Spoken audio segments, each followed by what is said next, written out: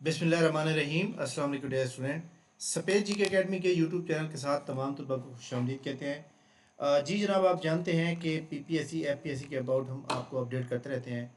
और आप जानते हैं कि पीपीएससी की एडवर्टाइजमेंट नंबर 5 जो कि 10 मार्च को आई थी, और उसके बाद अभी तक कोई जॉब नहीं आई। आप देख सकते हैं, आप 2 महीने गुजर गए हैं।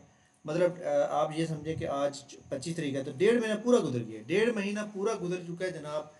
45 दिन हो चुके हैं, अभी तक कोई जॉब नहीं आई। तो बड़ी मायूसी फैली हुई है जनाब, क्या हो रहा है, क्यों नहीं आ रही पीपीएससी की जॉब।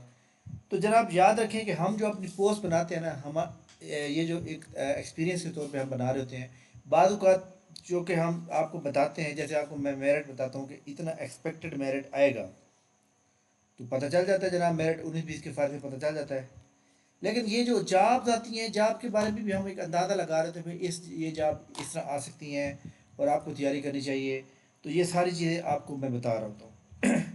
मैंने जनाब यहाँ पे पिछले वीक भी लगाई थी पोस्ट के पीपीएससी का एडवर्टाइजमेंट एक्सपेक्टेड।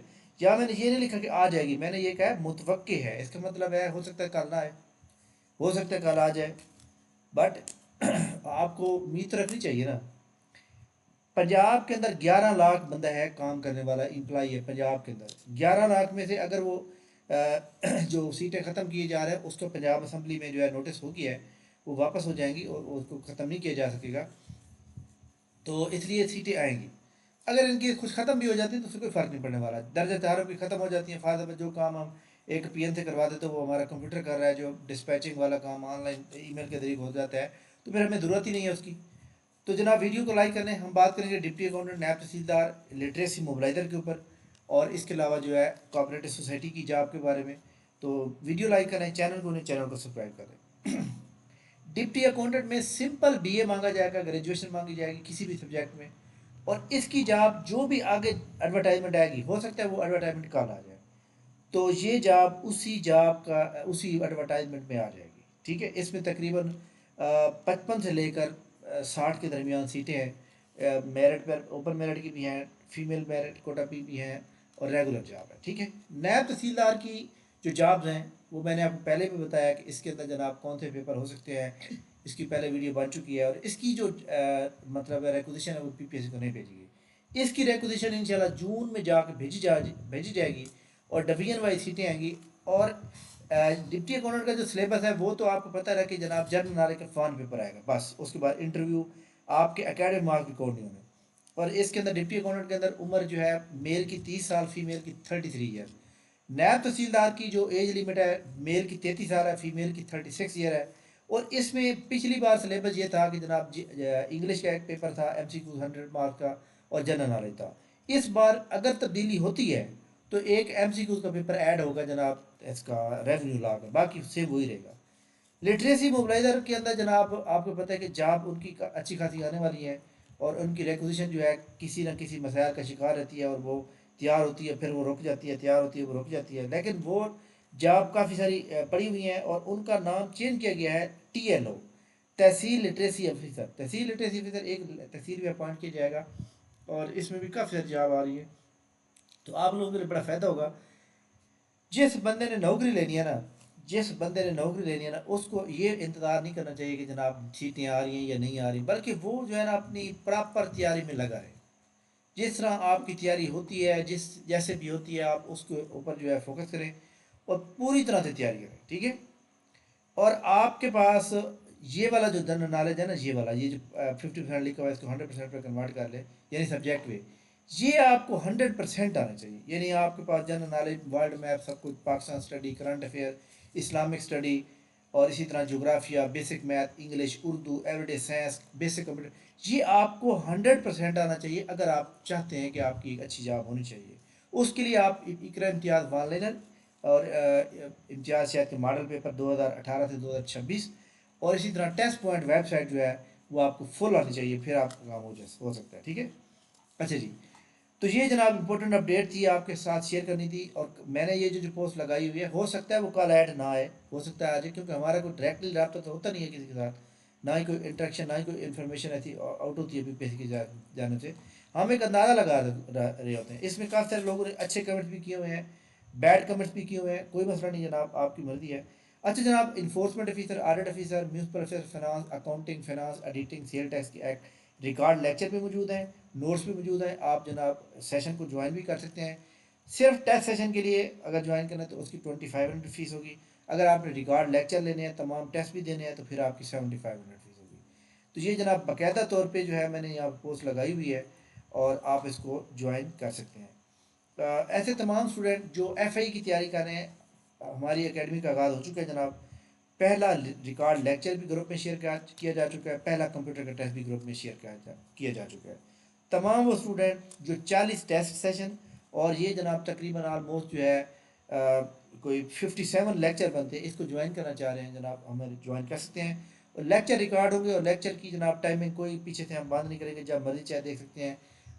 ٹیسٹ یاد کرنے کے لیے آپ کو ڈیٹا جو دیا جائے گا وہ آپ کے لیے 24 گھنٹے آپ کے لیے ویلڈ رہے گا.